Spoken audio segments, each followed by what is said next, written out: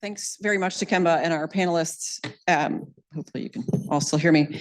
Last year, we were honored to have the Deputy National Security Advisor for Cyber and Emerging Technology, Ms. Ann Neuberger, address this audience and this community. And in her remarks, she gave an update on the counter ransomware initiative. Today, we are going to receive, again, some recorded remarks. Mr. David Koh, who is the Commissioner of Cybersecurity and Chief Executive Officer of the Cybersecurity Agency of Singapore, obviously can't deliver live remarks because it's midnight in Singapore. So he has shared a video with us, which we're going to play, and we are delighted and honored to have his participation and are looking forward to the prelude that he will set for the next panel, which, as Kemba noted, is on deterrence. So with that, I think we will roll tape. There we go. Ladies and gentlemen, a very good morning to all of you. Thank you for inviting me to speak. While I regret I can't be there in person, I'm grateful for the opportunity to offer my remarks remotely. I've been invited to provide remarks for the panel on deterrence. Allow me to start by first describing Singapore's perspectives on the challenges involved with curbing ransomware, before explaining our strategy for working towards deterrence at the international as well as domestic levels. Singapore's perspective on ransomware has evolved since the threat first emerged globally. In earlier years, we characterized it as a matter of sporadic criminal activity affecting small networks, individual computers, a nuisance at most. Ransomware has since made leaps in sophistication and scale, and at its most dangerous, it is a threat to national security. We saw it begin to disrupt essential services, causing crippling spillover impact into the real world. This danger persists today. Last year, a report from IST tracked almost 300 hospitals that had experienced ransomware attacks. These incidents have affected hospital operations and patient health. Even at its most benign, ransomware plagues organizations with substantial financial losses. With ransomware's evolution, Singapore sought to study and understand how this threat has managed to scale so rapidly. We drew our attention to the sprawling ransomware as a service ecosystem, which in itself is an interesting development, as it showed how the bad actors are also reorganizing themselves to scale. This includes the developers that bring the various strains of ransomware, the affiliates that carry out the attacks, and the money launderers that support the illicit financial flows. By reinvesting their ill-gotten gains, this ecosystem then managed to scale quickly to grow to its current size. And the entire ecosystem is fueled and driven by the profits from the ransom payments of victims. Studying this ecosystem made two things clear to us. First, that countering ransomware would require a cross-domain approach. While good cybersecurity is necessary to impede ransomware, it is not able to solve the challenges entirely on its own. If there is a profit available and ransomware actors don't face consequences, then they will keep trying to find ways to circumvent the technical defenses that we put in place. Instead, we need to orchestrate measures across, in law enforcement as well as financial regulation, to deter ransomware activity. By taking action across domains, we can lower their benefits and raise their costs. If strong cybersecurity makes it difficult for ransomware actors to succeed technically, and robust financial regulation squeezes or deprives them of profit, and swift law enforcement imposes real costs on the individual criminals involved, this will collectively squeeze the ransomware ecosystem and make ransomware much less attractive than it is today. The second thing that was clear was that countering ransomware would require a cross-border approach. The ransomware as a service ecosystem itself, being entirely virtual, exists across multiple jurisdictions. Affiliates need not reside in the same country as the developers. Servers used by the developers could be registered overseas. Ransoms can be laundered through exchanges anywhere to arrive at a mule wallet which can be registered somewhere else. This means that no single country can hope to clamp down on ransomware that is targeting its own enterprises.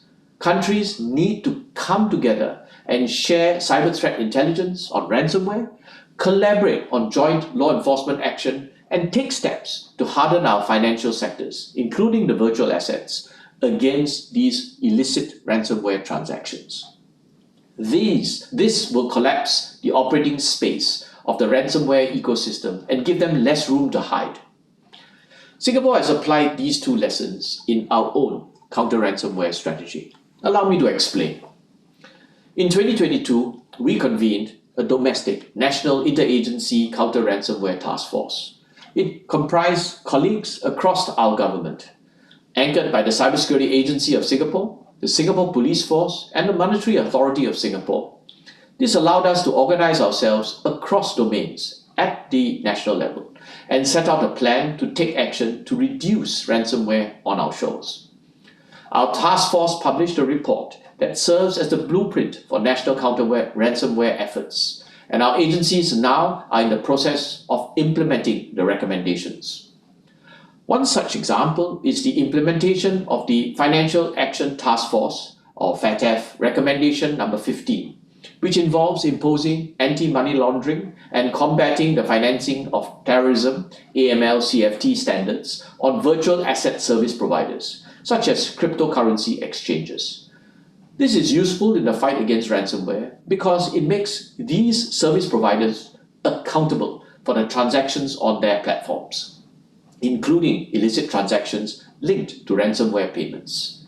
In Singapore, this has led to virtual asset service providers to cooperate with law enforcement investigations, and this has unlocked cross-domain value. Of note, international collaboration features in our strategy as a horizontal, so all our efforts in each domain are designed to contribute to the international fight against ransomware. Singapore actively participates in the Counter-Ransomware Initiative, the CRI. We appreciate the leadership of the United States in establishing the CRI in 2021 and striving for alignment among all stakeholders. The CRI has since grown from about 30 initial members to close to 60 members today. Singapore joined the CRI when it was first formed in 2021 and has been an active participant across the CRI's working groups, which are today now called pillars. Because we recognize the importance of this effort and we hope to contribute, we also agreed to co-lead the policy pillar of the CRI alongside the United Kingdom. At the policy pillar, we seek to review and address counter-ransomware policy issues and set the longer-term approaches and understanding to advance our international efforts. This is intended to be broad so that the pillar is able to tackle any policy related to ransomware, in keeping with the need to align efforts across domains. Singapore and the UK were pleased to have spearheaded the CRI's first policy statement that relevant institutions under the authority of their respective governments should not pay ransomware extortion demands. This was done last year.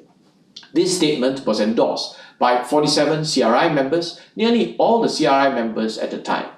It served as a strong signal to criminal actors of the CRI's determination and commitment to not fuel the ransomware industry.